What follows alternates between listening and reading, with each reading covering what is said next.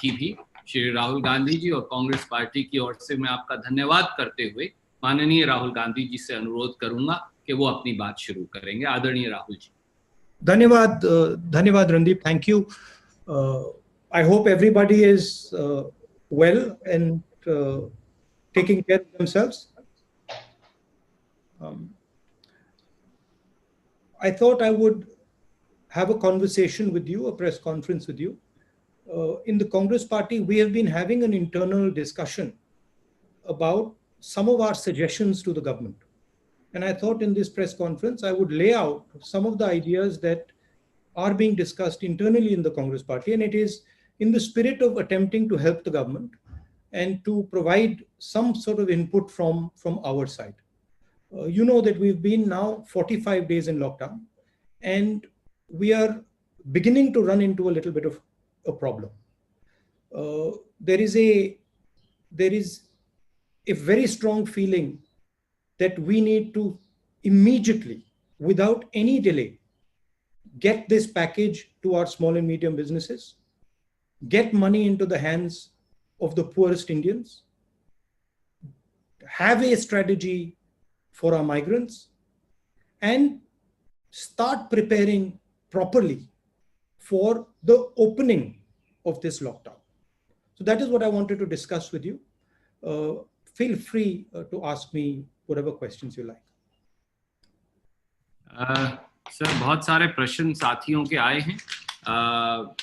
मैं उन एक एक करके उन दोस्तों को बोलूंगा कि वो अपने प्रश्न पूछें। पीटीआई न्यूज एजेंसी से संजीव चोपड़ा जी, कृपया अपना प्रश्न पूछिए। Thank you, Randeep ji. Morning, Rahul ji. I hope you're doing good. Well, I'm doing okay. I wouldn't say I'm doing good, but I'm doing okay. Good. Rahul ji, we are in the middle of lockdown 3, and various experts across the world, including the AIIMS director here, have said that the peak will come sometime in June and July.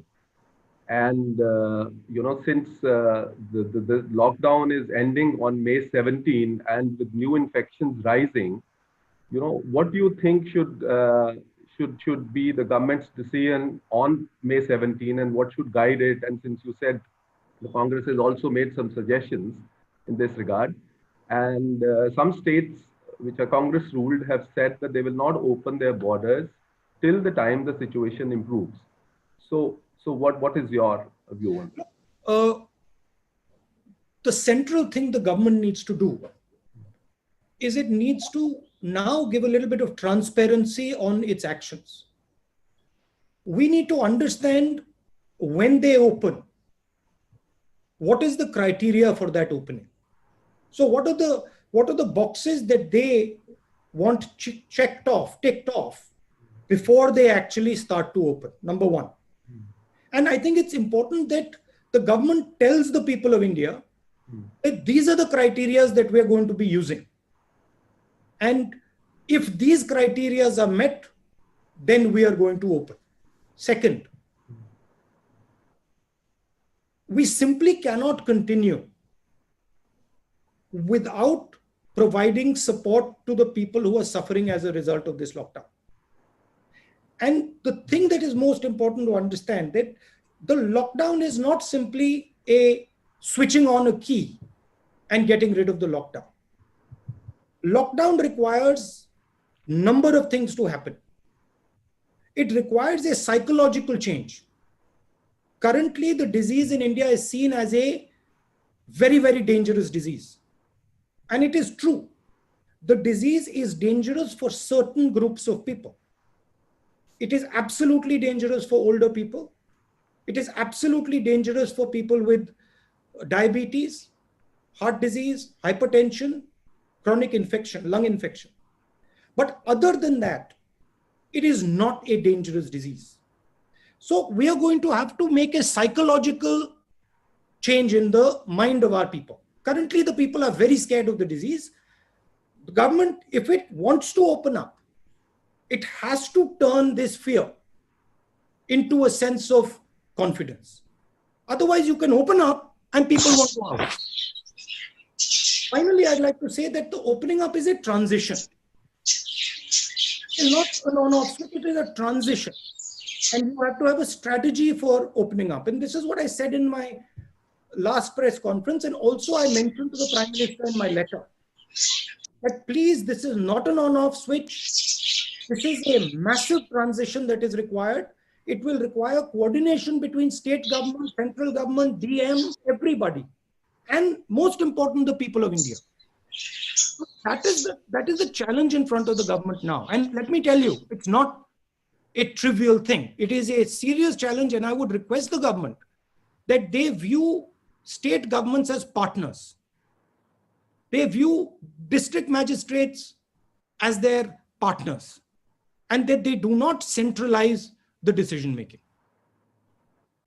Thank you. Thank you, Rahulji. The next question comes from Siddharth of ANI. Also, I will request Rajdeep Saradesai ji to also ask his questions since they seem to be related. Siddharth ji, first you go ahead. Since you are younger, let's give you the opportunity first. Now, how come you're giving younger people opportunity first? Normally we have seniors who we give. No. So that's what. Rajdeep ji, It's okay, sir. It's okay. Senior, he's older. It's the age of the young. नमस्कार sir. नमस्कार। Sir आपसे यही पूछना चाह रहा था, आपने पहले भी बात कही कि लॉकडाउन एक पॉज बटन है और 45 दिन हो गए, लोग सड़क पर आ रहे हैं, साल की बुजुर्ग महिला को कंधे पर लेकर निकल पड़ता है, ट्रेन से कट गए लोग जो है जो मालगाड़ी से रेलवे ट्रैक पर लोग चल रहे हैं, साइकिल पर लोग निकल रहे हैं। क्या आपको लगता है कि इस लॉकडाउन की स्ट्रैटेजी जो थी या लॉकडाउन का पर्पस था वो डिफीट हो रहा है और लोग विश्वास खो बैठे हैं सरकार में? क्या यही वजह है कि लोग सड़कों पर निकल रहे हैं? पहला सवाल मेरा। दूसरा सवाल ये कि आपने एक सीरीज शुरू करी है जहां पे आप तमाम एक्सपर्ट से बात कर रहे हैं, उसका पर्पस क्या आप रखने वाले हैं और किस तरीके से उसको जो सजेशंस या जो फीडबैक आपको मिल रहा है उसको क्या रखें? Sir, can I also ask Rajdeep ji, because they are related questions, sir? Why don't you give Rajdeep like his own space? Let me answer that. Rajdeep can have his own. Sure. देखिए, ये criticise करने का time नहीं है और मैं criticise नहीं करूंगा। जो जिस सिचुएशन में हम अब हैं उस सिचुएशन से हमें आगे बढ़ना है और निकलना है एक प्रकार से। लॉकडाउन हुआ नहीं हुआ वो सब ठीक है, उसकी जगह है, वो हो गया है, वो पास्ट में है, मगर अब खोलने की स्ट्रेटेजी की जरूरत है। दो तीन इस पे मैं आपको न्यूआंस बता देता हूं। आप किसी भी बिजनेस वाले से पूछें तो वो आपको बताएंगे कि जो हमारी सप्लाई चेन है वो red, yellow and green, red orange and green system के बीच में से निकलती है। तो रेड ऑरेंज एंड ग्रीन का जो हेल्थ केयर वाला सिस्टम है और इकोनॉमिक जो सप्लाई चेन है उसमें क्लैश है। तो उनका कहना है कि ये दोनों चीजों को रिजॉल्व करने की जरूरत है। हमने पहले भी कहा कि पैसे की जरूरत आज है, माइग्रेंट्स को पैसा आज देना है, सपोर्ट आज देना है, गरीब लोगों को आज पैसा देना है, और जो स्मॉल एंड मीडियम इंडस्ट्रीज हैं उनको आज मदद करनी है, कल नहीं, परसों नहीं, आज। क्योंकि अगर हमने आज नहीं मदद की तो जो जॉब लॉसेस हो रही हैं वो सुनामी बन जाएंगी। तो उसको हमें उनको कॉन्फिडेंस देना है, उनको प्रोटेक्ट करना है। तो पहले सवाल का जवाब यह है कि एक स्ट्रेटेजी निकालनी है, तरीका निकालना है, रास्ता निकालना है, और उसमें कांग्रेस पार्टी मदद करने के लिए तैयार है। क्योंकि हमारे भी स्टेट्स हैं, हमारे पास भी काफी लोग हैं जो इन चीजों को समझते हैं, इकोनॉमिक्स को समझते हैं, और स्पिरिट यही है प्रेस कॉन्फ्रेंस का। आपका दूसरा सवाल, ये जो मेरे कॉन्वर्सेशंस हैं, देखिए नॉर्मली मैं काफी लोगों से बातचीत करता हूं नॉर्मल कोर्स में, और उनमें से काफी लोगों के जो कॉन्वर्सेशंस होते हैं काफी इंटरेस्टिंग होते हैं। तो मैंने सोचा कि एक झलक मैं उन कॉन्वर्सेशंस को हिंदुस्तान की जनता को, लोगों को, बाकी लोगों को भी दिखा दूं। वही बेसिक आइडिया था कि जो एक्सपर्ट से बातचीत हो रही है, जो मुझे सीखने को मिल रहा है, समझने को मिल रहा है, मैं थोड़ा सा वो दूसरे लोगों को भी दिखा दूं। बाकी उसके पीछे कोई स्ट्रेटेजी नहीं है। Thank you, sir. May I ask Rajdeep ji to come in since you had a related question? Mr. Gandhi, first of all, we all appreciate you doing these conversations because they help in building an engagement with the press community. So thank you very much and stay well. My question is linked to what happened this morning in Aurangabad. Early this morning, as you know, 15 workers were crushed to death in a train incident. This is, part of an ongoing tragedy, unfolding tragedy of migrant labor, Mr. Gandhi. In Karnataka, yesterday, the government did a U-turn. First said no trains will be allowed, eventually allowed trains even as the workers were walking. Even as we speak, several workers are still walking hundreds of kilometers home. Do you think the time has come for a national migrant labor policy? And does that involve cash transfers that you are talking about right away, or something more long-term? Because the Odisha High Court today, for example, has said they will not allow migrant workers to come into Odisha unless they are shown to be COVID negative. Do you believe this has to go beyond COVID? And in the immediate, would you want trains across the country as the first step, and then a national long-term migrant labor policy? And what would that involve, Mr. Gandhi? Look, there are pushes and pulls with regards to the migrant labor.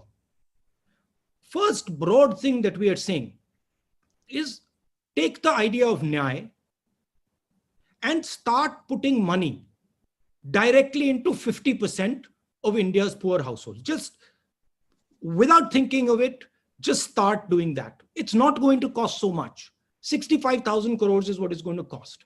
And it will completely transform the way people are thinking about this current situation, their current situation. Because we have to understand, if you are on daily wages, you do not have choices. You simply do not have a choice. So we have to give them a choice. That's point number one. Point number two is the transfer of migrants. I'm not an expert on this. So I'm not going to sit and opine what I think about trains. But what I do think is that a conversation between states has to happen. And these decisions have to be made with empathy towards migrants, with thinking about their rights, so not crushing their rights, but they have to happen between states, and the center has to oversee them. The pain has to be reduced, absolutely. So you're saying the minimum income right away, Mr. Gandhi? Am I correct? I'm saying that we are in an emergency. We require absolutely the idea of Nike. Call it whatever you want. Call it something else. Call it Pradhan Mantri Yojana, whatever you want to do. But the idea of injecting immediately 7,500 rupees directly into 50% of Indian households is critical, and it's not such a big price. Second, the idea that we can simply let our job creators drown. This is not feasible. We have to protect them. We have to make sure that we give them a wage protection scheme, 1 lakh crore wage protection scheme, and 1 lakh crore credit guarantee scheme to MSMEs. And then we have to give them 6-month interest subsidy. So we have to build a wall for them so that they can fight what is coming. We have to give them we have to build a financial support behind them. Look, it is pretty clear that a lot of these companies are going to go down. If we do not do anything, massive number of them are going to go down. So we have to ensure that we build a wall and we protect as many of them as possible. Now, there's another thing here, which is something important, that when we think about India's business system, we cannot simply say MSMEs, and not big business, because there is a link between big business and MSMEs. Most of the stuff the MSMEs supply goes to big business. So if your big business isn't firing, your MSMEs can't fire. So there has to be a view where we are thinking systemically, where we are working to start the economy, where we are certainly giving much more benefit to the small and medium industry, but we're also keeping in mind that there is a link between large business and small and medium business. And if we suddenly say, okay, only SMM, only small business is going to be helped and big business is going to be left to its own devices, we'll actually harm small business as well. Thing to understand in this current situation is everything is connected. And if you want to start the engine, you cannot think of starting just one part of the engine. You've got to start the whole engine. That is why creating demand, putting money into the system, putting money into poor people's hands, helping small and medium businesses, making sure you're protecting some of the larger players. These are all things that are interlinked if you want to start the economy. Thank you, sir. May I go back to the news agency IANS? Yes. Mr. Please go ahead. From IANS. It's almost 45 days into the lockdown. Does it surprise you that there is no sign of much talk about fiscal stimulus package? Congress party and Sonia Gandhi has given suggestions so many times to the government. In fact, Congress president has written many letters and asking for a special package. We haven't still heard from the government anything about fiscal deficit, fiscal assistance package. Why is it necessary? The assistance is necessary. Why? No, sorry, you're saying the assistance is necessary. Why? Why is it necessary? Why is it essential to announce it soon? Because the Indian economy stopped, because businesses are collapsing, and you need to create demand immediately. You need to get the system started. Otherwise, we'll have a catastrophe. Right now, I understand that there is a view in the government that if we move too fast and we spend too much money, we might end up getting a downgrade, and we might end up creating problems with the rupee.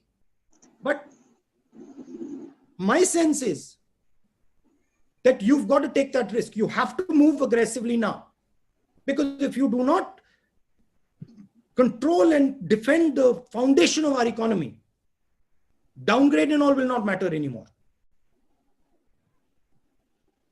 Thank you, sir. India is all about domestic consumption. We have to start domestic consumption. We have to start the engine. And I'm sorry to say, we're losing time. And the more time we lose, the worse the impact is going to be. But why do you think that government is delaying it? I said to you that there is a sense in the government that creating a large deficit will create problems externally as far as the rupee is concerned, and as far as downgrading of our country is concerned. But I think the government needs to stop worrying about that and move quickly to protect the heart of our economy. Thank you, sir. From PTI भाषा, अनवर जी कृपया अपना सवाल पूछिए. Sir नमस्कार. Sir आप बार बार जो है decentralisation की बात कर रहे हैं. उस संदर्भ में आपको क्या लगता है जो केंद्र सरकार का रुख रहा है अब तक राज्यों के प्रति, उसे आप कैसे देखते हैं? और जो प्रधानमंत्री की एक कोट अनकोट स्ट्रांग लीडर की जो छवि है, उसका संकट के इस समय कितना फायदा और कितना नुकसान हुआ है आपके नजरिए में? Thank you sir. देखिए, फ्रैंकली अगर आप मुझे पूछें, देखिए प्राइम मिनिस्टर की स्टाइल है और वो उसकी जगह है, वो उनका तरीका है, उनका स्टाइल है.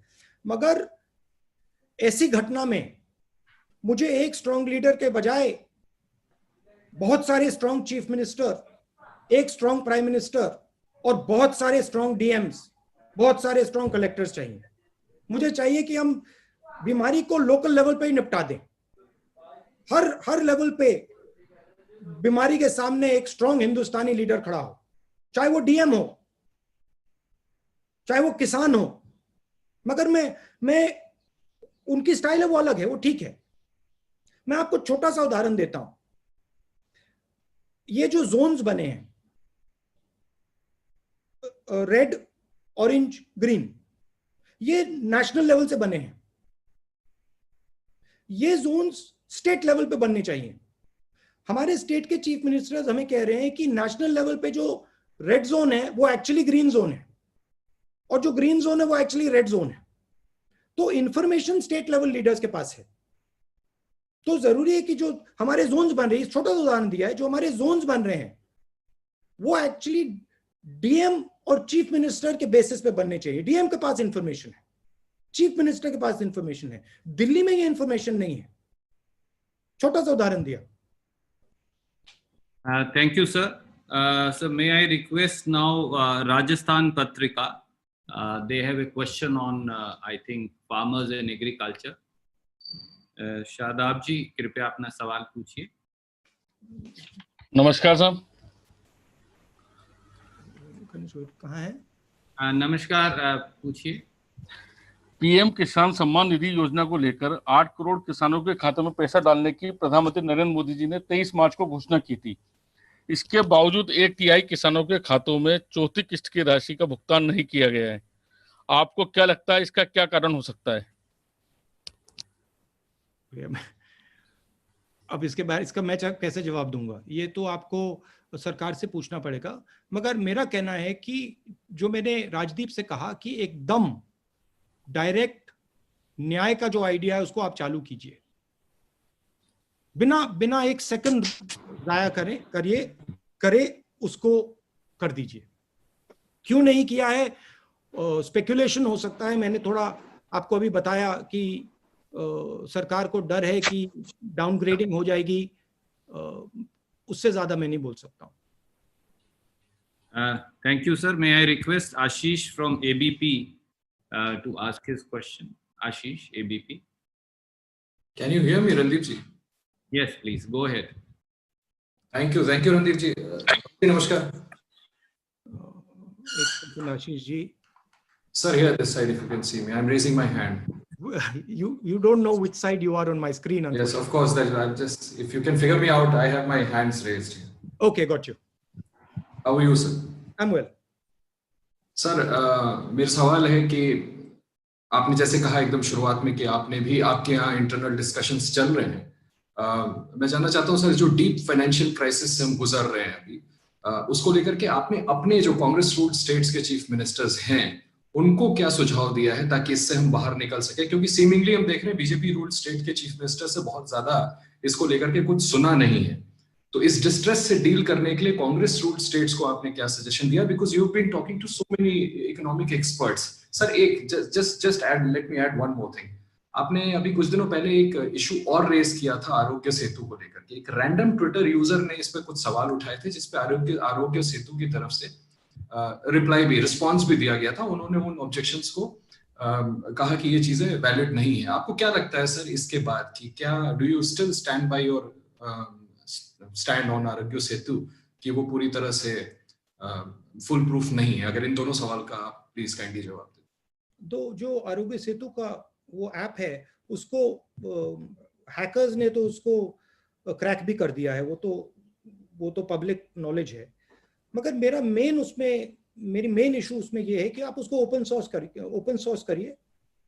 उसका जो इंटरनल प्रोग्राम है, उसका जो स्ट्रक्चर है, वो पूरा सबको खोल के दिखा दीजिए। सिंगापुर का जो ऐप है वो ओपन सोर्स है, उसको कोई भी खोल के देख सकता है।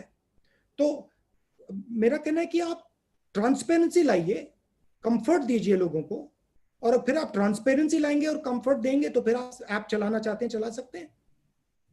सर, जो स्टेट चीफ मिनिस्टर्स को आपने, स्टेट चीफ मिनिस्टर, देखिए मेरा रोल उनको एडवाइस करने का नहीं है। मेरा रोल,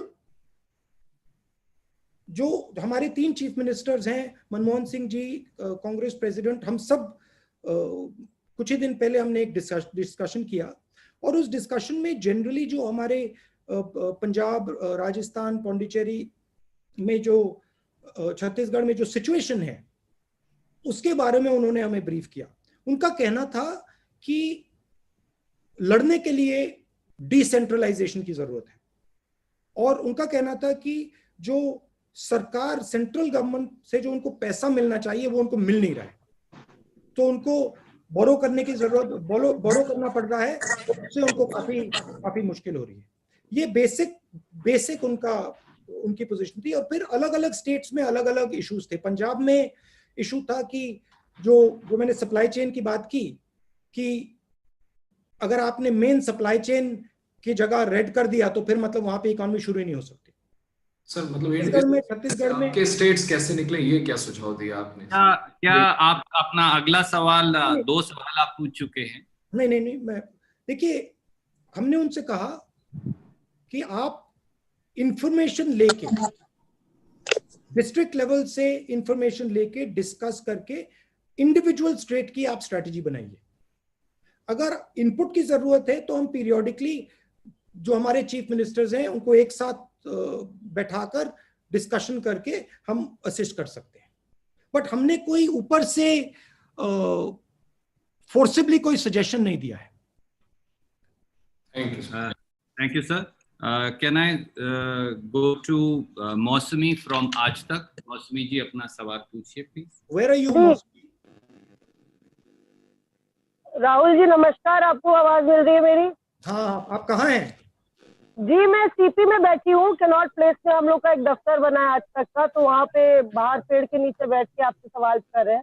अच्छा बताइए। राहुल, आज तक आपसे ये सवाल करना चाहता है, एक तरफ लॉकडाउन 3 में कुछ रिलैक्सेशन हुए हैं, इकोनॉमी को खोलने की बात की गई है और कई रियायतें सरकार ने बरती हैं। दूसरी तरफ ये तस्वीरें भी सामने आ रही हैं कि अस्पतालों में डेड बॉडी क्लेम करने के लिए लोग नहीं आ रहे हैं, घरों में मौत हो जा रही है क्वारंटीन में और कोई लेने के लिए नहीं आ रहा है। स्वास्थ्य को लेकर एक बहुत बड़ी त्रासदी जो है वो अनफोल्ड कर रही है। तो मैं पूछना चाह रही थी आपसे कि क्या केंद्र सरकार ट्रायल और एरर मेथड पे चल रही है, उसको नहीं मालूम है कि वो क्या कर रही है, और क्या ये हजारों लाखों लोगों की जान की और स्वास्थ्य की कीमत पर आई कांट हियर, थोड़ा लास्ट बिट फिर से रिपीट कीजिए मौसमी जी। मैं ये बोल रही थी राहुल कि क्या आपको लगता है कि सरकार ट्रायल और एरर मेथड पे चल रही है? जो रिलैक्सेशन किया गया इसको सोच समझ के करना चाहिए था। तमाम डॉक्टर अब जो है ड्यूटी पे नहीं आना चाहते हैं, दिल्ली के आधे डॉक्टर हरियाणा में फंसे हैं, तो एक स्वास्थ्य को लेकर बड़ी त्रासदी अनफोल्ड कर रही है। डेड बॉडीज क्लेम नहीं हो रही है, लोग डरे हुए हैं। तो जो मानसिक रूप से आप कह रहे थे सेंसिटाइज करने की जरूरत है जनता को, क्या आपको लगता है कि सरकार ट्रायल और एरर पर चल रही है और हजारों लाखों लोगों का स्वास्थ्य और जान जो है वो दांव पर है? देखिए,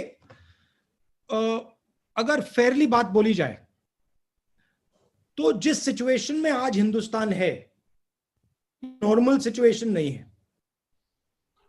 अब जो नहीं कहा गई, हाँ, ये नॉर्मल सिचुएशन नहीं है जी, तो कोई इसमें नॉर्मल सॉल्यूशन नहीं निकलने वाला है। मेरा कहना है कि सॉल्यूशन है। अगर हम डिसेंट्रलाइज करें और इस लड़ाई को डिस्ट्रिक्ट लेवल तक ले जाएं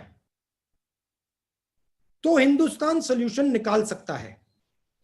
अगर इस लड़ाई को हम पीएमओ में रखेंगे तो लड़ाई हारी जाएगी। तो प्राइम मिनिस्टर को पावर डिवॉल्व करना पड़ेगा। प्राइम मिनिस्टर को चीफ मिनिस्टर्स पर भरोसा करना पड़ेगा और चीफ मिनिस्टर्स को डीएम्स पर भरोसा करना ही पड़ेगा। और अगर हमने सेंट्रलाइज किया तो फिर कैलामिटी होने वाली है। मगर मैं आपको एक और बात बताना चाहता हूं जो मैंने पहले बोली।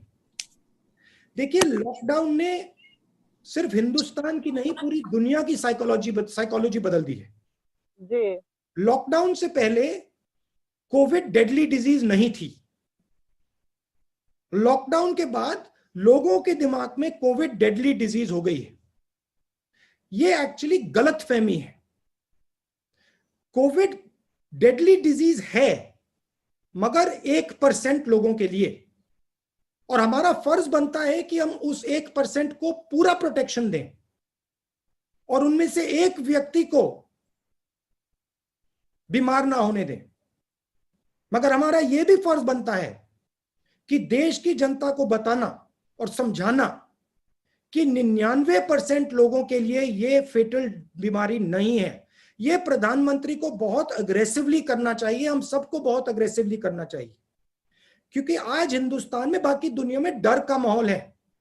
और अगर हम लॉकडाउन को हटाना चाहते हैं, डर के माहौल को मिटाना ही पड़ेगा, नहीं तो आप सब कुछ खोल दो, कोई बाहर नहीं आने वाला है।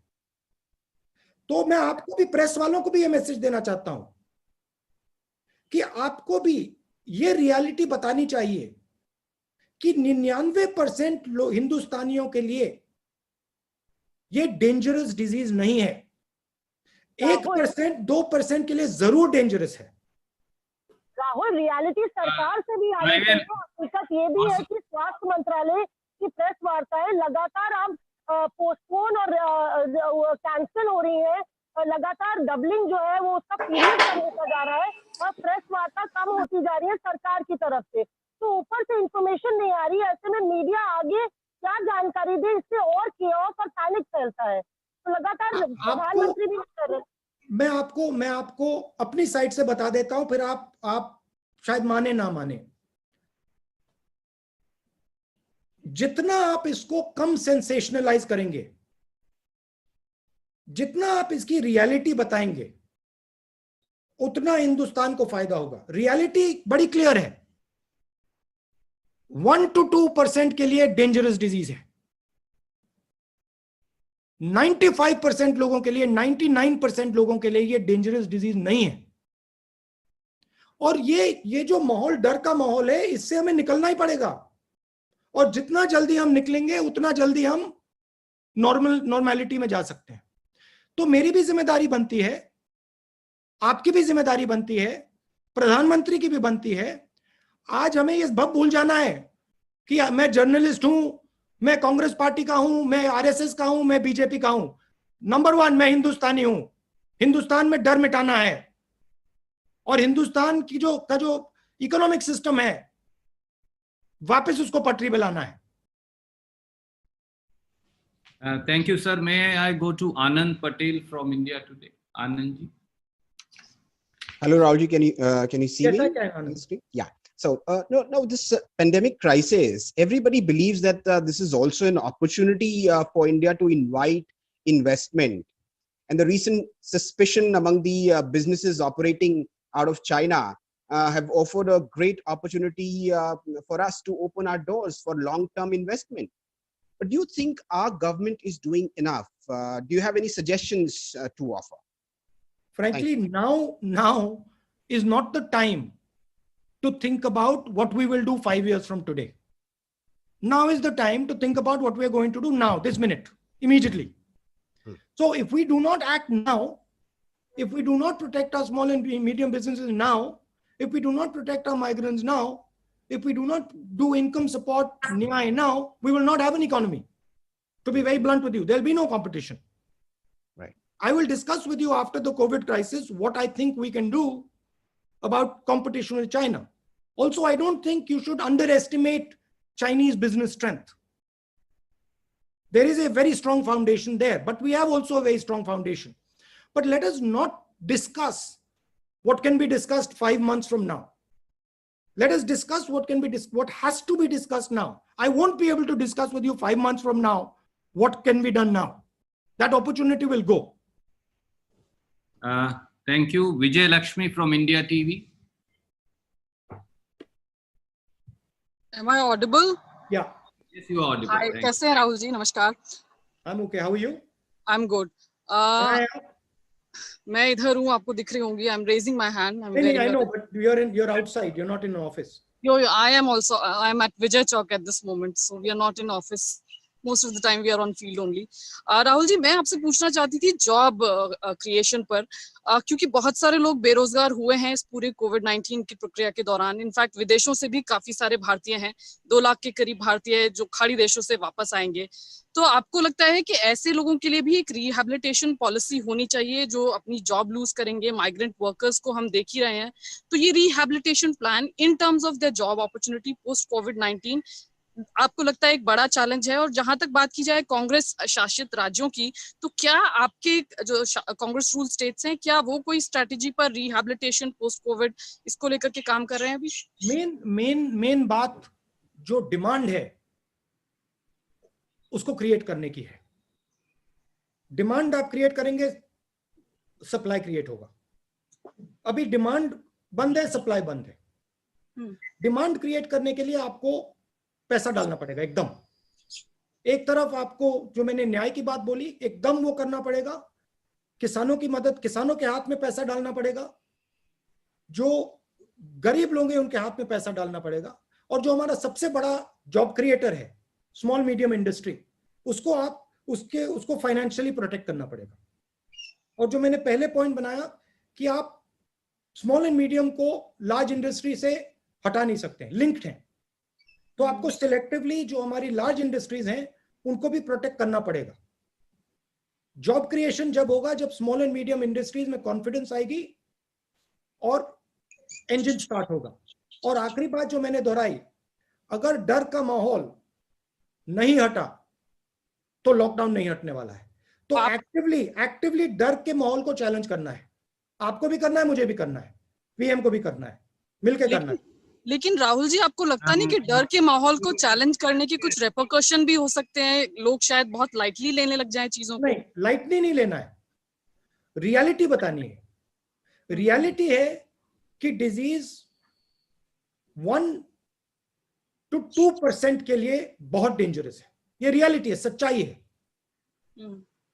डायबिटिक्स के लिए, हार्ट पेशेंट्स के लिए, लंग पेशेंट्स के लिए डेंजरस है, रियलिटी है। मगर जो हेल्थी लोग हैं उनके लिए ये डेडली डिजीज नहीं है। जरूर प्रॉब्लम हो सकती है, मगर 90% लोगों को मृत्यु नहीं होने वाली, 90% लोगों की मृत्यु नहीं होने वाली है। ये रियलिटी आपको भी बतानी है, हमें भी बतानी है। Thank you sir. मैं सब साथियों से अनुरोध करूंगा, आप सब 2 सवाल पूछने लगे हैं, ऐसे बाकी साथियों का नंबर नहीं आएगा। उमा शंकर जी एनडीटीवी से, कृपया अपना सवाल पूछिए। जी, आपको आवाज आ रही है मेरी? हाँ जी।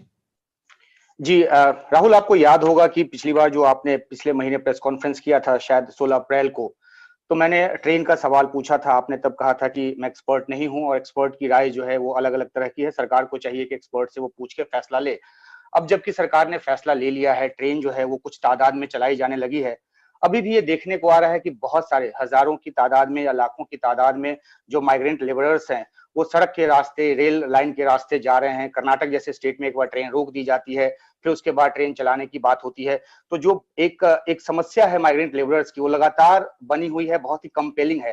तो क्या आप सरकार को ये सुझाव देंगे कि जब ट्रेन चलाने का फैसला कर लिया है तो इसको थोड़ा ज्यादा तेज करे, तमाम मेडिकल प्रोटोकॉल को साथ रखते हुए, ताकि ये जो आवाजाही का जो काम है वो जल्दी पूरा किया जा सके और दूसरी चीजों पर कंसंट्रेट किया जा सके? कांग्रेस प्रेसिडेंट ने जो रेलवे फेयर की बात उठाई वो बिल्कुल मुझे लगी बिल्कुल सही थी, कंपैशनेट थी, अच्छी बात बोली कांग्रेस प्रेसिडेंट ने।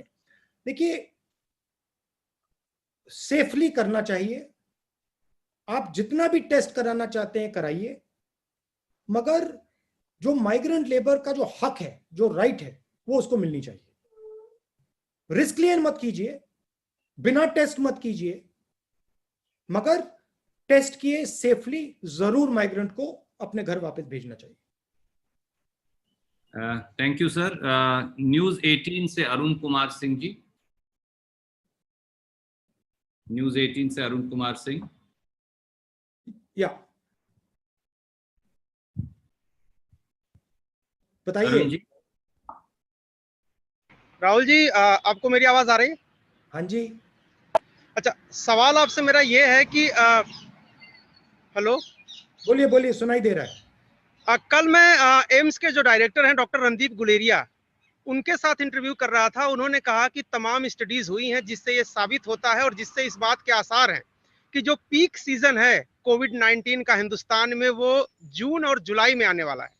यानी अभी वर्स्ट आना बाकी है, अभी जो चल रहा है वो तो कुछ भी नहीं है। तो मेरा सवाल ये है कि भारत सरकार के कार्यों को आप नजदीक से देख रहे हैं, प्रेस कॉन्फ्रेंस कर रहे हैं, आपको लगता है कि भारत सरकार तैयार है? और दूसरी बात जो है कि माइग्रेंट लेबरर्स लाखों की संख्या में फंसे हुए हैं। आपकी पार्टी के ही लोग आरोप लगा रहे हैं कि हमने 5 ट्रेन, स्पेशल ट्रेन मांगी, हमको 2 मिल रही है, 3 मिल रही है, ट्रेन नहीं मिल रही, हम किराया देने को तैयार हैं लेकिन हमको ट्रेन मिल ही नहीं रही है। इन दोनों मुद्दों पर आपकी राय जानना चाहता हूँ। सरकार जनरली माइग्रेंट लेबर्स को रिस्ट्रिक्ट करना चाह रही है, और मैंने वो अभी पहले जवाब दिया कि उस प्रकार से रिस्ट्रिक्ट नहीं करना चाहिए, टेस्टिंग होनी चाहिए, और जो उनका हक है अगर वो घर वापस जाना चाहते हैं तो अलाउ कर देना चाहिए। आपने पीक की बात बोली, एम्स के डायरेक्टर कह रहे हैं कि जून में होगा, जुलाई में होगा। फ्रैंकली अगर आप मुझसे पूछे, मुझे लगता है कि उसके बाद भी हो सकता है। मैं एक्सपर्ट नहीं हूं, मगर मुझे लगता है कि जो हमारी सिचुएशन है, पीक और देर में भी आ सकती है। मगर जून में आए, जुलाई में आए, सितंबर में आए, जब भी आए, हमें जो हमारा लॉकडाउन है उससे ट्रांजिशन तो करना है। किस प्रकार से करना है वो सरकार को जल्दी से जल्दी डिसाइड करके इंप्लीमेंट कर देना चाहिए। फिलहाल जो तैयारी मैंने पूछा, आप तो तैयारियां भी देख रहे हैं, आप फैसले देख रहे हैं, आपकी पार्टी। रणदीप जी, नहीं बोलने दीजिए। रणदीप जी बोलिए अरुण। मैं ये पूछ रहा था कि जो आप आर्थिक पैकेज की मांग कर रहे थे आपके मुख्यमंत्री, वो पैकेज आपको अभी मिला नहीं। आपके ही मुख्यमंत्री कह रहे हैं कि प्रधानमंत्री की तरफ से एक शब्द उस पर नहीं आ रहा है। वो कह रहे हैं हम तो 1,70,000 करोड़ दे दिए। तो मैं ये जानना चाहता हूँ जी। हाँ, नहीं, हमारे चीफ मिनिस्टर्स से क्लियर हमें इनपुट मिल रहा है कि जो पैसा उन्हें मिलना चाहिए वो दिल्ली की सरकार नहीं दे रही है। हमारा इंफॉर्मेशन है कि यही फीलिंग बीजेपी के चीफ मिनिस्टर्स को भी है। हमने इनफॉर्मली पता लगाया है, उनके स्टेट्स में भी ये फीलिंग है कि स्टेट्स को यूनिवर्सली पैसा नहीं दिया जा रहा है।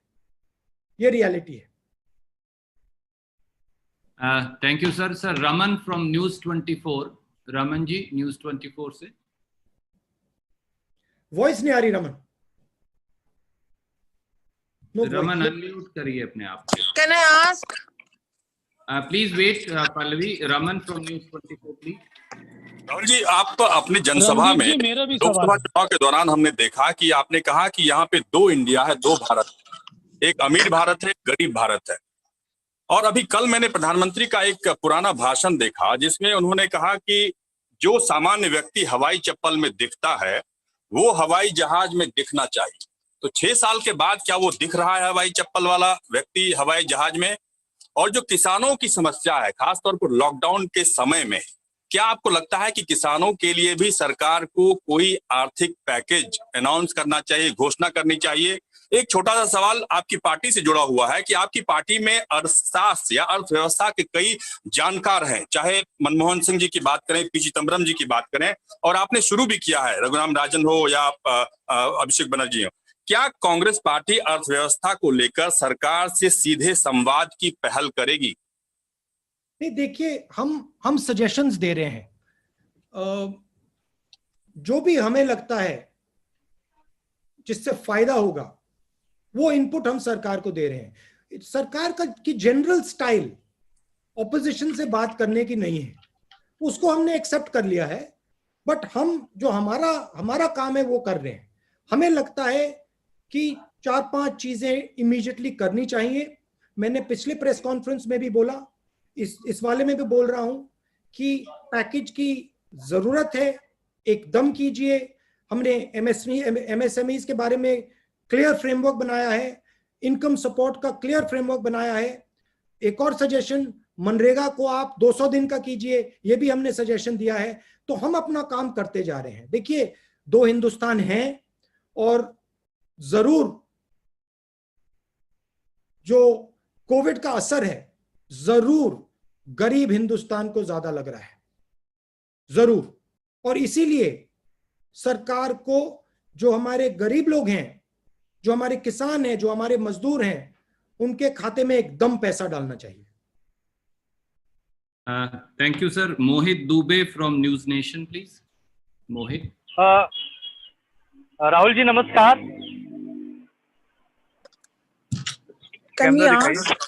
राहुल जी नमस्कार। एक second, Mohit Dubey News Nation से बोल रहा हूँ। नमस्कार मोहित जी। मेरा सवाल ये है कि लगातार अर्थव्यवस्था को लेकर आप चर्चा भी कर रहे हैं और अर्थव्यवस्था को पटरी पे लाना बहुत जरूरी है। प्रधानमंत्री नरेंद्र मोदी खासतौर पर पीएम केयर फंड में पैसा इकट्ठा हो रहा है, बड़े बड़े सेलिब्रिटीज ने पैसा दिया है, आम लोगों ने पैसा उसमें दिया है। उसमें कितना पैसा अब तक खर्च हुआ, क्या कांग्रेस पार्टी इसकी डिमांड करती है, पूछेगी कि कितना पैसा इकट्ठा हुआ, कितना खर्च हुआ? और एक और सवाल छोटा सा इससे जुड़ा हुआ है कि लगातार आप लोग जो कह रहे हैं कि जो रेलवे का किराया है उसको लेकर आपकी जो संगठन है राज्यों की, वो लोगों की मदद कर रही है, चाहे अमेठी की बात हो, उत्तर प्रदेश की बात हो या दूसरे राज्यों की बात हो। लेकिन सरकार का कहना है और भारतीय जनता पार्टी का कहना है कि कांग्रेस राजनीति कर रही है, वो मदद नहीं कर रही है। नहीं, देखिए, ये आप मेरा प्रेस कॉन्फ्रेंस देखिए, इसमें मैंने कोई राजनीतिक आक्रमण नहीं किया। मैंने कोई आपने मुझसे पूछा, आपने मुझे बहुत सारी अपॉर्चुनिटीज दी, मैंने एक भी अपॉर्चुनिटी नहीं ली, क्योंकि मैं जानता हूं और समझता हूं कि ये टाइम नहीं है। ये टाइम मदद का है, फ्रैंकली बताऊं। हिंदुस्तान की जनता को दर्द हो रहा है, हमें उनके साथ खड़ा होना है, वो काम हम कर रहे हैं। आपका दूसरा सवाल क्या था? वो पीएम फंड। देखिए, जो मैंने कोविड ऐप के बारे में बोला वही पीएम फंड के बारे में बोल रहा हूं। उसकी ऑडिटिंग होनी चाहिए, क्लियर होना चाहिए किसने पैसा दिया, कितना पैसा दिया और किसको दिया। आप क्लियर कर दीजिए, ऑडिट कर दीजिए, कोई प्रॉब्लम नहीं। Thank you, sir. Can I quickly go to Pallavi from CNN? Hi, Rahul. Rahul, can you hear me? Yes, Yeah. Pallavi. I'm in blue. Okay, I hope you're Pallavi, fine. have you lost weight? I hope I have. Thank you. You've lost weight, huh? Thank you so much. Okay, Rahul, I'm just going back to what Captain Amrinder Singh said a few days back. He said people sitting in Delhi cannot decide what the zones are, cannot dictate the policy. So two quick questions over here. One, do you think there's a complete centralization as far as the policies and lockdowns are being decided? That's one. Second, Uttar Pradesh followed by Madhya Pradesh is coming out with these ordinances on labor laws, which means most of the labor's rights will be taken away because there's this worry that they're going back home and we don't have enough people to do work. So your quick reactions on these two: centralization, you think, and second, of course, on the labor. One is the truth is that people are very scared, and it is the right of people to be scared. If somebody is scared of a situation, you cannot just say, I'm not going to care about that. So reducing the fear that is rampant is critical. It is very, very important. And it is the right of workers, right of every Indian, to go where he wants, go back home. And it is the duty of the government not to bully them, but to make it easy for them, as long as safety is maintained, to go back home. I think that is important. Amrinder Singh ji is very concerned because some of the zones that they have made red are actually not red. And some of the zones that they have made green are actually red. Because the information at the center is wrong. So he's actually worried about that. Because when you are centralizing the decision on the zones, you're making mistakes. And then that is helping spread the disease. That is why it is very, very important that the zones are decided by the districts and by the chief ministers. So you think the states are not being taken on board? The center is deciding everything? Randeep जी, बिलाल बोल रहा हूँ, मेरा भी एक सवाल है sir. एक second Pallavi, the list is being compiled at the center and told to the states. This is a very serious problem. The list needs to be created by the state. PMs need to say, the disease is in a dangerous place, I want to make it a red zone. And then the chief minister has to decide that. It cannot be decided top down. It is actually taking us backwards in the fight. Randeep ji, सवाल मेरे। Sir, can we go to Sanjay Mishra from Dainik Jagran? He's been waiting for some time. Thank you. Yeah. बताइए। संजय जी, सवाल पूछिए। Sir, उनका जी, मेरी आवाज आ रही है? राहुल जी नमस्कार। रणदीप जी, मेरा भी सवाल है। और राहुल जी, मेरा सवाल इंटरलिंक्ड है। पहला सवाल यह है कि कृषि क्षेत्र को लेकर के सरकार ने अभी तक कोई स्पेशल पैकेज की घोषणा नहीं किया है। अगर जो कोविड का सिचुएशन है उसमें जो दिखाई दे रहा है वो हमारा कृषि सेक्टर ही शायद देश की इकोनॉमी को बचाएगा। दूसरा इसी से रिलेटेड सवाल है कि जो माइग्रेंट लेबर्स हैं, माइग्रेंट लेबर्स को कई स्टेट जैसे कर्नाटक, गुजरात और कुछ और स्टेट्स ने जबरदस्ती रोकने की कोशिश की है। एक आजाद देश में उत्तर प्रदेश, बिहार और झारखंड के मजदूरों को जानवर की स्थिति में वहां रखने का शेल्टर का इंतजाम है और सरकारें बिल्डर लॉबी या दूसरी लॉबी के दबाव में वहां उनको रोक रही हैं, आने नहीं दे रही हैं। इन दोनों सवालों पे मैं आपसे चाहूंगा कि कांग्रेस पार्टी का नजरिया क्या है। ये जो माइग्रेंट लेबर है, डेली वेज लेबर है, इनको रोकना बिल्कुल गलत है, इनह्यूमन है। मगर जब हम इनको भेजें, सेफली भेजें, टेस्ट करके भेजें और ये गारंटी करें कि वो सेफ है। पहला सवाल क्या था? कृषि के क्षेत्र के लिए कोई पैकेज अभी तक अनाउंस नहीं हुआ है। पिछले प्रेस कॉन्फ्रेंस में कहा था 10,000 रुपए अर्जेंट इनकम सपोर्ट किसानों को। तो और हमने जो न्याय की बात की है उसमें किसान भी इंक्लूडेड होंगे। तो ये हमारा स्ट्रक्चर है, मगर अब डिले नहीं करना चाहिए। मैं प्रधानमंत्री को कहता हूं, डायरेक्टली यहां से कहता हूं कि अब आप प्लीज डिले मत कीजिए, क्योंकि बहुत ज्यादा नुकसान होने वाला है। रणदीप जी, बिलाल, मेरा भी सवाल। अमर उजाला से Vinod Agnihotri ji, go ahead please. Vinod Agnihotri ji वरिष्ठ पत्रकार हैं अमर उजाला से। हाँ जी। राहुल जी नमस्कार। मेरा सवाल ये है कि कोविड के नाम पर सरकारों को बहुत ज्यादा इमरजेंसी अधिकार मिल गए हैं और लोगों के डेमोक्रेटिक राइट्स और लेबर राइट्स को जो है कंट्रोल किया जा रहा है। अभी उत्तर प्रदेश की सरकार ने और मध्य प्रदेश की सरकार ने लेबर रिफॉर्म्स के नाम पर बहुत सारे लेबर राइट्स जो है वो खत्म कर दिए हैं। इस पर कांग्रेस पार्टी का और आपका क्या स्टैंड है? क्योंकि ह्यूमन राइट्स और डेमोक्रेटिक राइट्स को कर्व करने का एक तरीका कोविड के नाम पर एडमिनिस्ट्रेशन को, अथॉरिटीज को मिल गया है। हमारे लिए कॉन्स्टिट्यूशन सुप्रीम है और कॉन्स्टिट्यूशन में क्लियरली लिखा है कि हिंदुस्तान को किस प्रकार से चलाया जाएगा, क्या रूल्स होंगे, क्या अधिकार दिए जाएंगे लोगों को, और हम उन अधिकारों को डिफेंड करेंगे। जरूर इमरजेंसी सिचुएशन है, कोविड बीमारी और जो लॉकडाउन है इमरजेंसी सिचुएशन है, मगर ये जो एक प्रकार से कानून बनाए जा रहे हैं ये परमानेंट नहीं होने देंगे। मतलब इनको सिर्फ मैं आपको बता देता हूं, देखिए हमारी बात नहीं है जी। अगर कोई सोचता है कि हिंदुस्तान की आवाज को दबाया जा सकता है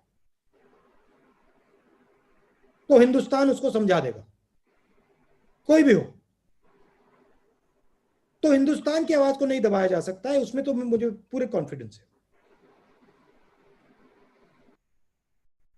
है। Thank you. मैं अब वाइंड अप कर रहा हूं। एक इंडियन एक्सप्रेस से हमारे साथी मनोज सीजी ने, वो लिंक टूट गया है, सवाल नहीं पूछ पाए, पर सवाल मुझे भेजा है। रणदीप जी, मैं भी पूछने का मौका दीजिए। रणदीप जी, मैंने भी आपको सवाल भेजा है, पढ़ो भैया। People get the money advance में, और उन्होंने कहा मैं क्यों में हूं। Nobody can hear, sir. You'll have to repeat. Promise to that. I can't hear you. Sorry, sir. Since everybody was speaking.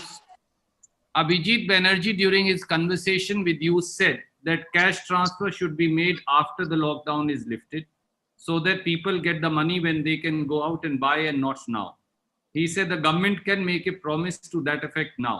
Do you agree, or does the Congress feel cash transfers should be made now? I think we are at a place where we have already started the transition of opening the lockdown. What Mr. Banerjee was saying was the moment the transition to a non-lockdown state begins, you have to start giving the money. And I think that process should start immediately. According to the government's own admission that we are beginning to loosen the lockdown. Thank you, sir. There are multiple questions, sir, and I wish I could take them all. It's been 1 hour and 10 minutes. Look, Randeep ji, what I will do, we will do this again, and I would request you that the people who have not been able to ask a question this time should be given first chance in the next. Thank you so much, Rahul Gandhi, because you are finally, because we always have this problem. We always have this problem, and I'm very happy that. Sunil, you don't have this problem. Sir, I have not been allowed in the lockdown period twice. Okay, good. Sunil will ask the first question next time. And Mukesh Kaushik is also not being given chance, sir. मैं line में हूँ, sir. Sunil and Mukesh. Many will questions. get the first Sir, Bilal Sabzwari Swaraj express से बोल रहा हूँ. आज question ले लीजिए सर, मुझको बहुत एक अर्जेंट सवाल करना है. Can I make? We'll take a question from Mukesh and Sunil both, and then we will wind it up. This is Sanjeev Mohan Gupta. Can I ask you? Randeep ji मैं भी हूँ. रणदीप जी मैं भी हूँ. जी मैम, मैंने नोट कर लिया है. जैसा राहुल जी ने कहा है, हम बहुत जल्द बाकी के सवाल भी लेंगे. I was here for the very first time. This is Mayank, so I believe that next time my question will be taken. We will also do that. So if Sunil, you are here, go ahead and ask, please. Rahulji, thank you so much, because I think the 2 points which have not been really raised correctly is, one is about which the Chief Justice said that the executive, the legislature, and the judiciary must work together during an emergency. The legislature, there have been requests from standing committees, in particular, to have an oversight over what the Home Ministry is doing, because it's become a joke, the kind of compendiums that they have been sending in terms of addendums after issuing guidelines, and various states, and confusing everybody. So we have seen that across the states. So whether now their presiding officers under pressure after listening to certain people are saying, okay, let them examine it because in camera, because Prime Minister is holding meetings with chief ministers. There have been various in camera hearings, but a legislative oversight is not permitted. Second, chief ministers across this country have started taxing diesel, petrol, alcohol. Would you suggest this to your Congress chief ministers in particular? And I've seen you a little bit more active during this lockdown. Will this mean that you relook at your issue of, the closed chapter? Is you returning back as a closed chapter, or is it an open chapter now? Now, you please read my letter that I wrote 1 year ago on that issue. I think oversight is very important, and I think committees in Parliament absolutely should be allowed oversight. I think it is critical. In fact, the sooner the better. The petrol and diesel. Look, I leave these decisions. I don't like advising chief ministers to press conferences. I leave these decisions to them. The rule I would say they should follow is be compassionate, understand that India is going through a very difficult time, that there are people who are struggling more than others, and be gentle and compassionate and loving towards everybody. I do think that I was actually surprised at the diesel and petrol hikes at the central level. I didn't expect that, but they have their prerogatives. Thank you, sir. Can I just? Sir, Randeep जी, आप सवाल की इजाजत है तो कर लूं? एक सवाल पूछ लूं? Can I just end online, Randeep? Ji sir. Rahul ji एक सवाल. राहुल जी, मैं मुकेश कौशिक हूँ दैनिक भास्कर से. एक मिनट मुकेश जी, कुछ वो कह रहे हैं. नहीं, let Mukesh speak. Mukesh ji बताइए. हाँ, राहुल जी, मेरा सवाल इंडियंस को जो बाहर हैं, विदेशों में हैं, उनको भारत लाने के बारे में है. लेकिन उससे पहले मैं आपके जो कन्वर्सेशन चल रहे हैं उसके बारे में आपको धन्यवाद देना चाहता हूँ. आपने हम जैसे जर्नलिस्ट को सिखाया है कि किस तरह से अच्छा इंटरव्यू पोलाइटली कंडक्ट करना चाहिए, किस तरह से लोगों से नॉलेज लेनी चाहिए. वो इंटरव्यू नहीं है भैया, बहुत पोलाइटली आप बहुत. वो कॉन्वर्सेशन है, एक्सचेंज ऑफ आइडियाज है. लेकिन मैं आपका फैन नहीं है, बट काफी मतलब इंटरेस्टिंग बातचीत हो रही है. हाँ, मेरा सवाल ये था कि हम लोगों ने इटली, ईरान, वुहान और जापान से इंडियंस को लाए और फ्री ऑफ कॉस्ट लाए। वो स्टूडेंट्स थे, वो डिस्ट्रेस में थे। लेकिन जब खाड़ी देशों से मजदूरों को लाने की बात हुई, कामगारों को लाने की बात हुई, तो उनसे भारत सरकार चार्ज ले रही है। ये कहाँ तक उचित है? गलत है। सब हिंदुस्तानी एक हैं, सबको एक ही ट्रीटमेंट मिलना चाहिए। और अगर हम लोगों को ट्रांसफर करने की बात करते हैं इस सिचुएशन में, सिर्फ हमें एक चीज चेक करनी है कि वो मेडिकली चेक्ड हैं, हाँ या ना। अगर मेडिकली चेक्ड हैं, सेफ हैं, तो उनको ट्रांसफर करने की कोई प्रॉब्लम नहीं। Thank you sir. The last question is from Sandeep Phukan of Hindu. Sandeep, please go ahead and ask your question. Randeep ji, मैं भी हूँ जी। मुझे मालूम है मैम, और जैसा ज्यादा से ज्यादा हम 50 के करीब सवाल ले चुके हैं और भी लेंगे।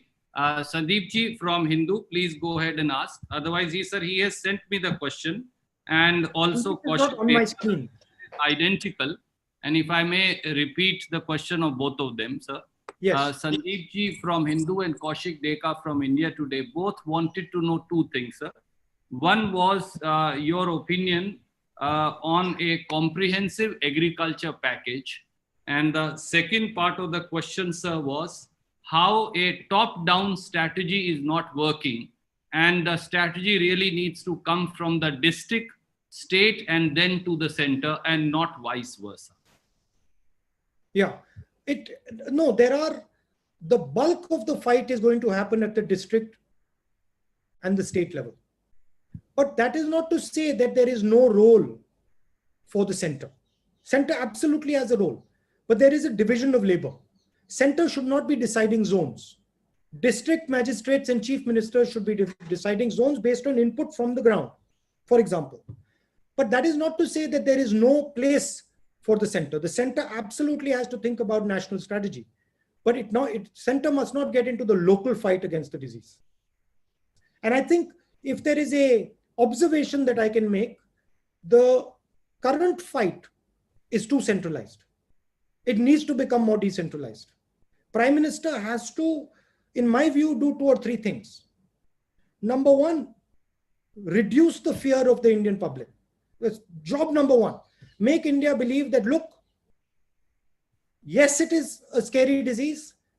Yes, it is scary for a certain amount of people, but it is also not a deadly disease for many people. Number two, start talking with the chief ministers, not talking as the boss, but talking as a colleague, talking as someone who's helping them.